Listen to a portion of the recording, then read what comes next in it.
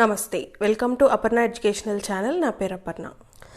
June 26, 2020 ఈనాడు editorial ఎక్స్ప్లెనేషన్కి స్వాగతం. So ఇవాళ వచ్చిన ఆర్టికల్స్లో ఫస్ట్ వన్ కొల్లబోతున్న ధీమా, రైతుల గురించి మాట్లాడుతున్నారు ఇక్కడ. ఓకే, ఇక్కడ సెకండ్ వన్ ఏంటంటే సెకండ్ ఆర్టికల్ జనారోగ్యానికి సంబంధించి జాగా ఏది. So very very important article ఈ జాగా అనే ఒక పథకం ఉంది. దానికి అఫీషియల్ నేమ్ OLHM. సో ఈ OLHM అంటే ఏంటి, ఈ జాగా పథకం ఏంటి, జాగా పథకం ఏ రాష్ట్రానికి సంబంధించింది, ఇవన్నీ కూడా ఈ ఎడిటోరియల్లో డీటెయిల్గా డిస్కస్ చేద్దాము. మనం ఈచ్ అండ్ ఎవ్రీ ఆర్టికల్ని కూడా డీటెయిల్గా డిస్కస్ చేస్తాము, గుర్తుపెట్టుకోండి. సో ఇక్కడ చూడండి, కొత్త కూటమిలపై ఆచితూచి G7ని G11గా మార్చాలి అని చెప్పి డొనాల్డ్ ట్రంప్ ప్రతిపాదించిన నేపథ్యంలో ఈ G7 మీటింగ్కి, ఈ సెప్టెంబర్లో జరగబోయే మీటింగ్కి ఇండియాకి ఆహ్వానం వచ్చింది. అయితే అసలు ఎందుకు G7 నుంచి G11కి వెళ్తున్నారు, ఇండియాని ఆహ్వానించడానికి గల కారణాలు ఏంటి, అలాగే ఇండియాను కూడా కలుపుకుని G7 నుంచి G11కి మార్చాలనుకుంటున్నారు, ఇండియాని, సౌత్ కొరియా తదితర దేశాలని కూడా కలుపుకుని. సో ఇవన్నీ కూడా ఎందుకు చేస్తోంది యునైటెడ్ నేషన్స్, దాని యొక్క ప్రయోజనాలు ఏంటి, నిజంగా ఇండియా మీద ప్రేమ లేకపోతే దాని స్వప్రయోజనాలా. సో ఇండియా ఇప్పుడు ఏ విధంగా ఆచితూచాలి, ఇందులో జాయిన్ అవ్వాలా, జాయిన్ అయితే ఎలాగా మనం ముందుకు వెళ్ళాలి, ఎటువంటి దృక్పథం మనకు ఉండాలి అని చెప్తున్నారు ఇందులో. నెక్స్ట్ చూడండి, పొంచి ఉన్న వ్యాధులు. సో మనము సెల్ఫ్ కేర్ ఎలా తీసుకోవాలి, స్వీయ ఆరోగ్య పరిరక్షణ ఎలా చేసుకోవాలి. కరోనాకి సంబంధించి నేను ఎవ్రీడే రిక్వెస్ట్ చేస్తాను కదా, యాజ్ యూజువల్ ఈ ఆర్టికల్ కూడా వచ్చిన నేపథ్యంలో రిక్వెస్ట్ చేస్తున్నాను అందరికీ. సో మీరు ఈ వీడియోని షేర్ చేసే ముందు, సబ్స్క్రైబ్ చేసే ముందు, లైక్ చేసే ముందు ఒక విషయం బాగా గుర్తుపెట్టుకోవాలి. ఏంటి అంటే బయటికి వెళ్ళేటప్పుడు ఖచ్చితంగా మాస్క్ ధరించాలి, తప్పనిసరి. పర్వాలేదులే, ఏమైనా పర్వాలేదులే అనుకుని మాత్రం అనుకోవద్దు, ఖచ్చితంగా మాస్క్ పెట్టుకోండి. ఏం లేకపోయినా అట్లీస్ట్ కర్చీఫ్ వాడండి, అది రాగానే జస్ట్ వాష్ చేసి ఆరేసేయండి ఎండకి. నెక్స్ట్ హ్యాండ్స్ ఎప్పుడు శానిటైజ్ చేసుకోండి. ఒకవేళ ఇంట్లో హ్యాండ్ వాష్ అయిపోయినా, హ్యాండ్ శానిటైజర్ లేకపోయినా ఈ శానిటైజర్లో కూడా కేర్ తీసుకోండి. ఇథైల్ ఆల్కహాల్, మిథైల్ ఆల్కహాల్ అని రెండు ఉంటాయి. మిథైల్ ఆల్కహాల్ అనేది అస్సలు వాడకూడదు. ఇథైల్ ఆల్కహాల్ ఉన్న హ్యాండ్ వాష్ని మాత్రమే వాడాలి శానిటైజర్ని. సో మీరు కనుక దాని మీద ఉంటే కనుక కాంపోజిషన్ అది చూసి మిథైల్ ఆల్కహాల్ ఉన్నది మాత్రం అస్సలు వాడద్దు. సో అది చాలా చాలా ఇంపార్టెంట్. సో ఇంకా ఇక్కడ ఏం చెప్తున్నారు, ఈ వర్షాకాలం కూడా యాడ్ అయిపోయింది. సో ఈ వర్షాకాలం కూడా యాడ్ అయిపోయిన సందర్భంలో ఈ మాస్క్, హ్యాండ్ వాష్ని ఎలాగో మన జీవితంలో భాగం చేసేసుకున్నాము, దానితో పాటు దోమల బెడద ఎక్కువగా ఉంటుంది వర్షాకాలంలో. సో ఈ దోమల వల్ల మనకి ఏమవుతుంది, మలేరియా, టైఫాయిడ్, కలరా ఇలాంటివన్నీ వచ్చే అవకాశం ఉంటుంది. సో అందుకని దోమలు ఎక్కువగా కోకొల్లలుగా అభివృద్ధి చేయాలి, వాటి సంతానోత్పత్తి చేయాలంటే వాటికి నిలకడగా ఉండే నీరు కావాలి. సో అందుకని స్టేబుల్ వాటర్స్ ఎక్కడున్నా సరే వాటిని మన ఇంట్లో ఉండకుండా చూడాలి. లైక్ పూల మొక్కల్లో కింద మిగిలిపోయిన వాటర్కి దగ్గర నుంచి ఈ మురికి నీళ్ళు డ్రైనేజ్, ఇంటి బయట డ్రైనేజ్ దాకా, ఇంటి చుట్టుపక్కల ఇంట్లో ఎక్కడ స్టేబుల్ వాటర్ అనేది ఓపెన్గా ఉండకుండా చూసుకోవాలి. సో అవి సిండమిక్ అనే పదం కూడా మనం వాడాము. సిండమిక్ గుర్తుపెట్టుకోవాలి. సిండమిక్ అంటే ఏంటి అంటే ఆల్రెడీ ఒక పాండమిక్, ఇప్పుడు ఇది పాండమిక్ కదా అంటే సంక్రమించి ప్రబలిపోయింది విపరీతంగా ప్రపంచవ్యాప్తంగా కరోనా.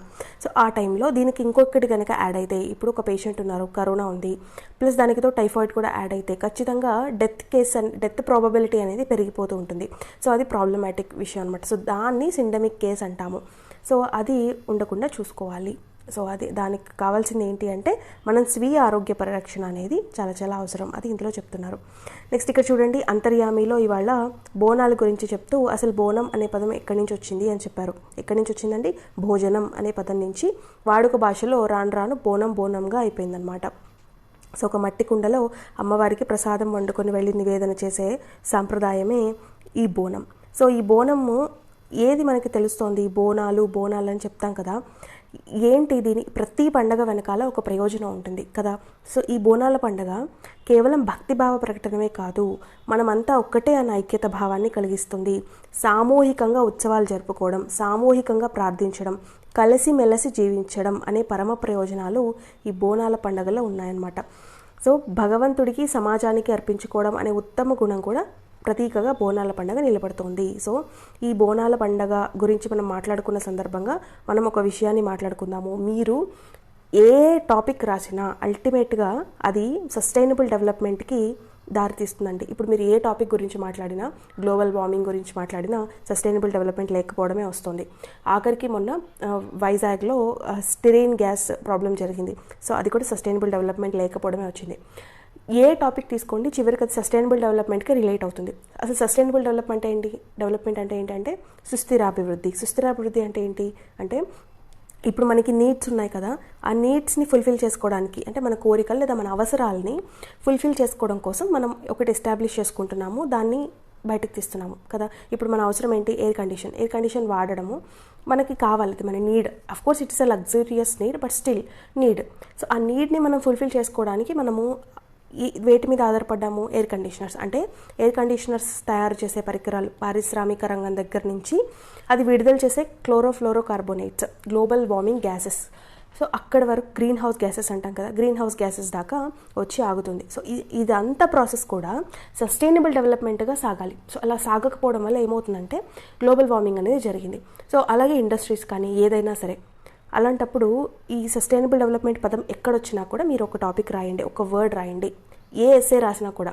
సో అది ఏంటి అంటే చాలామంది పెద్దవాళ్ళు, చాలామంది గొప్ప వాళ్ళు చెప్పిన విషయము, మనకి భూమి మీద ఈ దొరికిన రిసోర్సెస్ లేదా ఈ భూమి మనకు దొరికిన గాలి, నీరు, సహజ వనరులు ఇవన్నీ కూడా మనకు వచ్చిన హెరిటేజ్, అదేదో మన వారసత్వ సంపద అని అనుకోకూడదు. అది ఏమనుకోవాలి అంటే మనం మన నెక్స్ట్ జనరేషన్ నుంచి తీసుకున్న అప్పు అని అనుకోవాలి. సో అది చాలా చాలా ఇంపార్టెంట్. అప్పుడు ఏమవుతుందంటే మనం అప్పు ఎంత జాగ్రత్తగా తీరుస్తామో, సో ఇది మనది కాదు, మనం ఏదో మనకు వచ్చిన వారసత్వ సంపద మనం విచ్చలవిడిగా ఖర్చు పెట్టుకోవచ్చు అని కాదు. మనం భూమిని, దాని మీద ఉన్న రిసోర్సెస్ని పాడు చేసే అధికారం మనకి ఉండదు. జస్ట్ మన నీడ్స్ని మనం ఫుల్ఫిల్ చేసుకోవాలి. ఎంత వీలైతే అంత సింపుల్ లివింగ్ వైపుగా వెళ్ళాలి. పూర్వం సింపుల్ లివింగ్ ఉండేది. సో అందుకని ఇంత కాంప్లికేటెడ్గా మనం మార్చేసుకున్నాం. ఇప్పుడు మనకి అన్నీ అది కావాలి, ఇది కావాలి అన్న నెంబర్ ఆఫ్ రిక్వైర్మెంట్స్ అనేవి ఎక్కువైపోయాయి. మనం ఏదైనా ఒక ప్రయాణం వెళ్ళాలన్నా కూడా బోల్డ్ చూసుకోవాల్సి వస్తుంది. సింపుల్ లివింగ్ అనేది తగ్గిపోయింది. సో అలా కాకుండా మన పిల్లల నుంచి అప్పుగా, నెక్స్ట్ జనరేషన్ నుంచి అప్పుగా తీసుకున్నాము అని అనుకున్నప్పుడు మనం జాగ్రత్తగా యూస్ చేస్తాము. సో ఆ నీడ్ని ఎప్పుడైతే బ్యాలెన్స్ చేస్తామో, జాగ్రత్తగా వాడి రిసోర్సెస్ని కన్జర్వ్ చేస్తామో, fulfilling need also plus conservation gives ఏంటది? Sustainable development. సో కాపాడుతూ, రిసోర్సెస్ని కాపాడుతూ మనం వాడుకోవాలి. అప్పుడే అది సస్టైనబుల్ డెవలప్మెంట్కి దారితీస్తుంది. ఏ ఎస్సే రాసినా సరే ఈ వర్డ్ అనేది, ఈ సెంటెన్స్ అనేది రాయడం మర్చిపోవద్దు. ఓకేనా? సో ఇక్కడ ఫస్ట్ ఆర్టికల్ చూడండి, కొల్లబోతున్న ధీమా. సో ఈ ఆర్టికల్లో నాకు ఫస్ట్ అనిపించేది ఏంటంటే, నాకు ఇప్పుడు కాదు చాలా సార్లు అనిపించింది అనమాట ఈ విషయము. నా పర్సనల్ ఒపీనియన్ చెప్తున్నాను. ఏంటి అంటే, ఇప్పుడు మనం యూత్ ఉంటుంది, ఎక్కువగా యువత లేదా పెద్దవాళ్ళు కూడా ఎవరైనా అమెరికాకి వెళ్ళొస్తే అమెరికా నుంచి ప్రోడక్ట్స్ తెప్పించుకుంటారు. అలాగే మనకి ట్రెండ్స్ ఉంటాయి కదా, ట్రెండ్ అంటాము. అంటే ఆ టైంలో ఎటువంటి బట్టలు లేకపోతే వాచెస్, షూస్ దగ్గర నుంచి అందరూ వాడుతూ ఉంటారు. అంటే మనము ఇమిటేట్ చేస్తున్నాము, అనుకరిస్తున్నాము కదా ఫారిన్ ట్రెండ్స్ని, ఎస్పెషల్లీ పాశ్చాత్య వెస్ట్రన్ కంట్రీస్ని మనం ఇమిటేట్ చేస్తున్నప్పుడు అన్ని విషయాల్లోనూ ఇమిటేట్ చేయాలి కదా. సో ఈ థాట్ అనేది ప్రతి యూత్లో రావాలి. ఏ విషయాల్లో? అన్ని విషయాలంటే not only the trends you follow, ఇవే కాదు, అగ్రికల్చరల్ పరంగా జపాన్, యునైటెడ్ స్టేట్స్ మనకన్నా చాలా ముందున్నాయి. అదేమంటే as we are using the technology కదా, మీరు అనొచ్చు టెక్నాలజీ యూజ్ చేస్తున్నాం కదా అని. టెక్నాలజీ పరంగానే కాదు, ఇప్పుడు ఈ ఆర్టికల్ చూస్తున్నాము ధీమా అంటే ఇక్కడ భీమా గురించి మాట్లాడుతున్నారు. సో ఈ భీమా లేకపోవడం వల్ల రైతుకి తన పొలానికి భీమా చేయించుకోకపోవడం వల్ల పంట వస్తే వచ్చినట్టు, లేకపోతే లేదు, రైతు కుంగిపోతున్నాడు. దానివల్ల రైతు యొక్క ధీమా దెబ్బతింటుంది. సో అలాంటప్పుడు రైతు ముందుకు వెళ్ళలేకపోతున్నాడు. అందుకే రైతు పిల్లలు రైతుగా ఉండడానికి ఇష్టపడట్లేదు. బికాస్ వేరే వైపుగా వాళ్ళు మొగ్గు చూపుతున్నారు, కార్పొరేట్నే ఫాలో అవుతున్నారు. ఎందుకని అంటే అవి కార్పొరేట్ని మనం ఎలా ఫాలో అవుతున్నామో రైతాంగం పరంగా ఆయా దేశాలు భీమాని ఎంత చక్కగా కల్పిస్తున్నాయి, అలాగే ఆయా దేశాలు వాటి యొక్క గవర్నమెంట్ అనేది ఎంత చక్కగా ఆ భీమాని అమలుపరుస్తుంది. ఫర్ ఎగ్జాంపుల్ ఇక్కడ చూడండి, భీకర వర్షాలు, కరువు, ఇవి రెండే కదా రైతుకి ఎప్పుడైనా దెబ్బతీసేది. వాటి నుంచి పంటకి రక్షణ కల్పించడంలో బ్రెజిల్ది ఆదర్శప్రాయమైన ఒరవడి.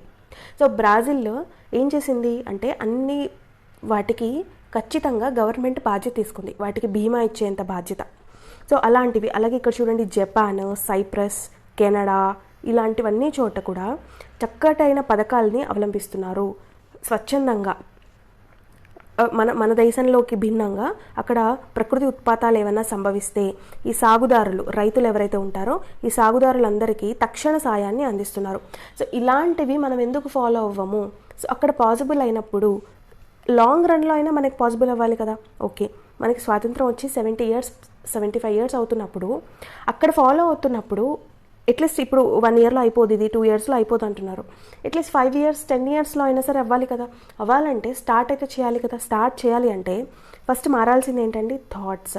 మన ఆలోచనల్లోనే మనకి మార్పు రావాలి. సో మనం అనుకరిస్తున్నాము ఏదైనా అంటే ఏదో కేవలం పాశ్చాత్య ధోరణిలోనే కాదు, వాళ్ళ కంట్రీ అంత డెవలప్ అవ్వడానికి కావాల్సిన ఏవేమి అమర్చుకుంటోంది, ప్రభుత్వ పథకాలకి దగ్గర నుంచి టెక్నాలజీ పరంగా ఏవేవి అమలు చేస్తోంది, అవన్నీ కూడా మనం తెలుసుకుని అందులో మంచిని గ్రహించి మనం ఫాలో అవ్వడానికి ట్రై చేయాలి. అప్పుడే ట్రెండ్ ఫాలో అవ్వడం అనే పదానికి ఒక అర్థం ఉంటుంది. అంతేకాని వాళ్ళ వాతావరణానికి దగ్గరగా, వాళ్ళ వాతావరణానికి మ్యాచ్ అయ్యే బట్టలు వేసుకున్నప్పుడు, వాళ్ళ వాతావరణానికి పూర్తిగా భిన్నంగా ఉన్న మన వాతావరణంలో ఉన్నప్పుడు మనం అవే బట్టల్ని వేసుకుంటున్నాం, ఇబ్బంది అయినా సరే. కానీ వాళ్ళ అనుకరించే పద్ధతులు చక్కగా మనం అవలంబించడానికి వీలుండే ఇలా రైతులకి బీమా కల్పించే పద్ధతుల్ని మాత్రం మనం ఈ మాత్రం ఫాలో అవ్వట్లేదు. అది ప్రభుత్వాలే కాదు, యువత కూడా మారాలి.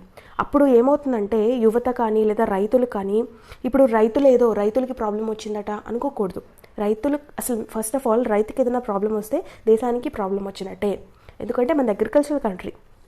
సో రైతు అన్నిటికన్నా ఫస్ట్ ప్రయారిటీ. మనకి ప్రైమరీ సెక్టర్లో 40% ప్రతి కమర్షియల్ బ్యాంకు ఖచ్చితంగా రైతుకు రుణం ఇవ్వాలన్న రూల్. సో ఇవన్నీ మనం పెట్టుకుంటున్నప్పుడు ఎందుకు రైతుకు ప్రాబ్లం వస్తే మనం ప్రాబ్లం అని ఎందుకు అనుకోకూడదు? సో అలాగా రైతు పిల్లలు కానీ లేదా రైతు పిల్లలకి దగ్గరగా ఫ్రెండ్షిప్ చేసే వాళ్ళు కానీ లైవ్లో ప్రాబ్లమ్స్ చూస్తూ ఉంటారు. ఒకవేళ లైవ్గా తెలియకపోయినా ఇప్పుడున్న మీడియా కానీ ఇప్పుడున్న ఇన్ఫర్మేషన్ టెక్నాలజీ పరంగా ప్రతి ఒక్కళ్ళకి అన్ని ప్రాబ్లమ్స్ తెలుస్తున్నాయి. సో అలాంటప్పుడు ఇలాంటి విషయాల్లో ఎందుకు మనం ప్రగతిపరంగా ఆలోచించకూడదు?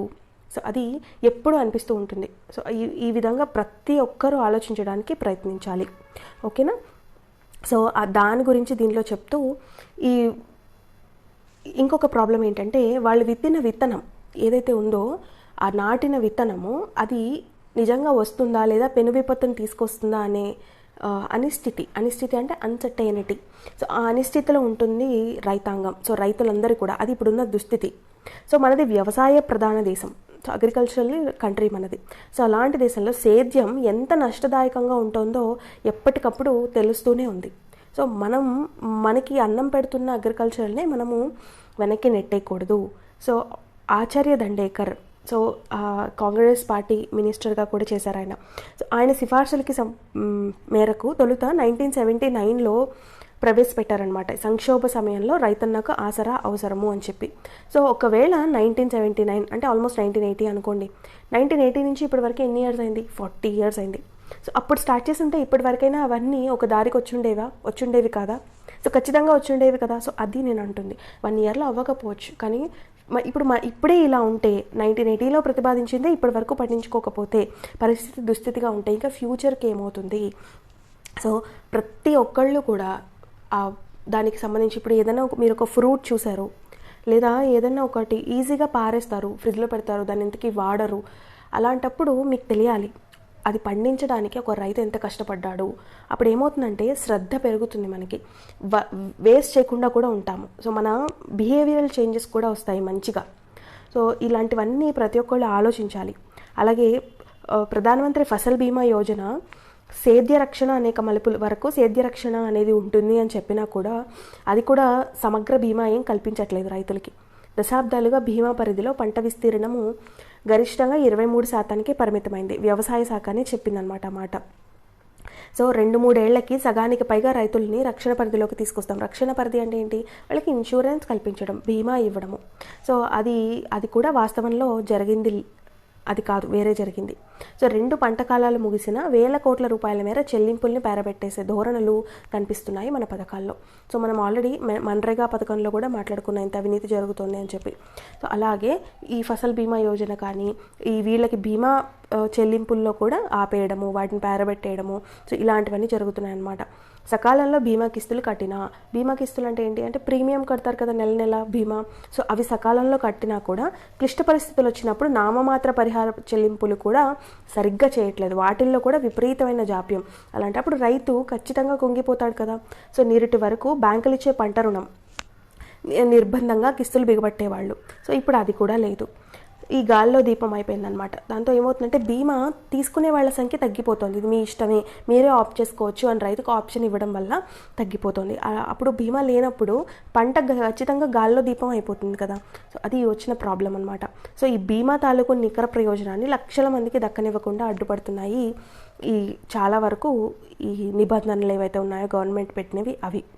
బ్యాంకు రుణాలు పొందిన వారికే బీమా సౌకర్యం ఉంటుంది, సన్న చిన్నకారు రైతుల్లో 300కు పైగా రక్షణకు దూరం అవుతున్నాయని చెప్పి ఇలాంటి నిబంధనలు అంటే ఏంటంటే రైతు బ్యాంకు నుంచి అప్పు తీసుకున్న రైతుకి మాత్రమే ఈ బీమా అనేది వస్తుంది. సో ఇలాంటి రూల్స్ అనేవి పెడుతున్నారు. సో అవి కరెక్ట్ కాదు. దానివల్ల నెంబర్ ఆఫ్ దాన్ని పొందే వాళ్ళు తగ్గిపోతున్నారు. ఎవరెవరికైతే లాభం పొందాలో వాళ్ళు తగ్గిపోతున్నారని కాగ్ ఆల్రెడీ నివేదికలో చెప్పింది. సో పథకంలో చేరిన వాళ్ళు కూడా జార్ఖండ్, కర్ణాటక, మధ్యప్రదేశ్ ఇలాంటి రాష్ట్రాల్లో ₹1 కూడా పరిహారం చెల్లించలేదు రైతులకి. సో కుంటల్ని పూడ్చే బదులు యోజనలో చేరికను స్వచ్ఛందంగా మార్చి బాధ్యత తుల్పరించేసుకుంటుంది. సో మన దేశం అంతే కదా. ఏవైతే ప్రాబ్లమ్స్ ఉన్నాయో వాటిని సాల్వ్ చేయకుండా బీమాలో జాయిన్ అయిన వాళ్ళకే బీమా ఇవ్వకుండా జాయిన్ అవ్వాలి అనేది రూల్ పెట్టాలి ఖచ్చితంగా. పెట్టకుండా మీ ఇష్టం అంటే రైతు ఏం చేస్తాడు, ఆ కిస్తు కట్టే డబ్బులు అంటే ప్రీమియం ఏదైతే కడుతున్నాడో ఆ ప్రీమియం డబ్బులైనా తనకి మిగులుతాయి కదా, ఎలాగో నేను ప్రీమియం కట్టినా గవర్నమెంట్ ఇచ్చేది లేదు పెట్టేది లేదని అనుకుంటాడు రైతు. సో అలా చేదుల్పేసుకుంటుంది గవర్నమెంట్. సో అలా కాకుండా దానికి భిన్నంగా చేస్తున్నాయి జపాన్, సైప్రస్, కెనడా వంటి దేశాలు. సో భీకర వర్షాలు, కరువు వచ్చినప్పుడు బ్రెజిల్ లాంటి కంట్రీస్లో కూడా ఖచ్చితంగా బీమా ఇస్తున్నారు. సో అలాంటప్పుడు రైతాంగాన్ని కడకండ్ల పాలు చేస్తున్న సేద్యాన్ని అన్నింతలా లాభదాయకంగా తీర్చిదిద్దే విస్తృత కార్యాచరణ ఖచ్చితంగా కావాలి. సో ఇండియాలో ఏ నేల ఏ పంటలకు అనుకూలమో, దేశీయ అవసరాలు పోను విదేశీ విపణిలో గిరాకీని ఎలా నిభాయించగల వీలుందో ఇవన్నీ కూడా మదింపు చేయాలి, లెక్క వేయాల్సిన బాధ్యత ఉంది. సో ఈ ప్రణాళిక అమల్లో భాగస్వాములయ్యే రైతులకి అన్ని రకాలైన రాయితీలు, ప్రోత్సాహకాలు, పంటల యొక్క సమగ్ర బీమా ఇవన్నీ కూడా వితౌట్ ఎనీ డౌట్ ఎక్స్టెండ్ చేయాలి. సో దేశ ఆహార భద్రతకు ఏ డోకా లేకుండా కాచుకునే రాజమార్గమే ఇది. సో ఆహార భద్రత, వాట్ ఈజ్ ఆహార భద్రత? ఆహార భద్రత అంటే ఏంటండి అంటే దేశంలో ఉన్న 130 కోట్ల మందికి కూడా ఖచ్చితంగా హెల్దీగా సరిపోయే సఫిషియంట్ న్యూట్రిషియస్ ఫుడ్ అందించే బాధ్యత ప్రభుత్వానిదే. సో అదే ఆహార భద్రత అంటే. సో అలా కల్పించాల్సిన ఆకలి చావులు ఏవైనా ఉంటే ఆకలి చావు ఖచ్చితంగా బాధ్యత ఎవరిది? గవర్నమెంట్. అందుకని మనకి ఆహార భద్రతా చట్టం కూడా ఉందన్నమాట. దానిలో భాగంగానే మనకి ఈ అంగన్వాడీస్ కానీ, సో అంటే పసిపిల్లలకి ఫస్ట్ 1000 రోజుల్లో వాళ్ళకి ఖచ్చితమైన పోషణ అనేది ఉండాలి అని చెప్పి అంగన్వాడీస్ కానీ, లేదా గర్భిణీ స్త్రీలకు కానీ మాల్ న్యూట్రిషన్, పోషకాహార లోపం రాకుండా ఉండడానికి, అలాగే మిడ్ డే మీల్, మధ్యాహ్న భోజన పథకం పెట్టడానికి, ఇలాంటివన్నీ పెట్టడానికి ఇవన్నీ కూడా ఆహార భద్రతా చట్టం కిందకే వస్తాయన్నమాట. సో అది ఇందులో చెప్తున్నారు. సో ఇక్కడ చూడండి, నెక్స్ట్ వన్ జనారోగ్యానికి జాగా ఏది? సో జాగా అనే పథకం గురించి మాట్లాడుతూ అసలు ఫస్ట్ జనారోగ్యం గురించి ఇక్కడ ఏం మాట్లాడుతున్నారో చూద్దాము.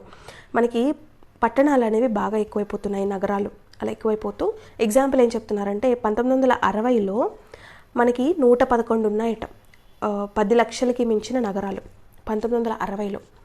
అదే 2018లో ఓన్లీ ఇండియాలోనే ఇంతకన్నా ఎక్కువ ఉన్నాయి.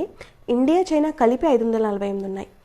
సో అంటే ఎంత జనాభా పెరిగిందో ఒకటి, రెండవది నగరాల్లోకి వలసలు అనేవి విపరీతంగా పెరిగిపోతున్నాయి. సో ఈ నగరాల్లో వలసలకి పెరిగిపోవడం వల్లే కదా ఇప్పుడు మనకి ధారావి అనే ప్లేస్ ఉంది కదా, మురికివాడ, ముంబైలో. సో ఆ ధారావి అనే ప్లేస్లో చదరపు కిలోమీటర్లకి 3.75 లక్షల మంది నివసిస్తున్నారు. సో దానివల్ల ఈ ఫిజికల్ డిస్టెన్స్, సోషల్ డిస్టెన్స్ ఇవన్నీ పాటించడం అనేది అసంభవం.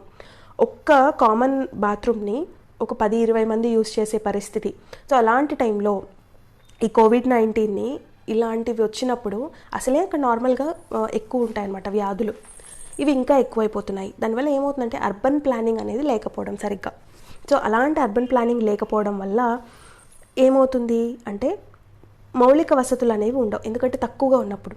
ఓకే, అక్కడ ఉన్న వాళ్ళే మౌలిక వసతులు కల్పించుకోవచ్చు కదా అనుకుంటే, ఎందుకు మౌలిక వసతులు కల్పించుకోరు అంటే వాళ్ళు ఒకవేళ పెట్టుకున్న అందరూ కలిసి చిన్న చిన్న రేకుల షర్ట్స్ వేసుకుని అందరికీ కనీస అవసరాలు మౌలిక వసతులు అంటే ఏంటి అక్కడ మురికివాడ లేకుండా ఉండడము, వాటర్, కరెంట్ మెయిన్ ఇవే కదా. So drainage system, proper drainage system, water, power. So అవి వాళ్ళు ఒకవేళ కల్పించుకున్న గవర్నమెంట్ ఎప్పుడొచ్చి కూల్చేస్తుందో తెలియదు. సో గవర్నమెంట్ ఎందుకు కూల్చేస్తుంది అంటే అవి ప్రభుత్వ రికార్డులో లేని భూముల కిందకే వస్తాయన్నమాట. సో అందుకని ఆ భయానికే వాళ్ళు అక్కడ ఏమీ డెవలప్ చేసుకోకుండా ఉంటారు అక్కడ ఉన్న పేదలు, ఒకవేళ వాళ్ళు ఏదైనా ఎవరి సహకారంతో అయినా చేసుకోవాలన్నా కూడా.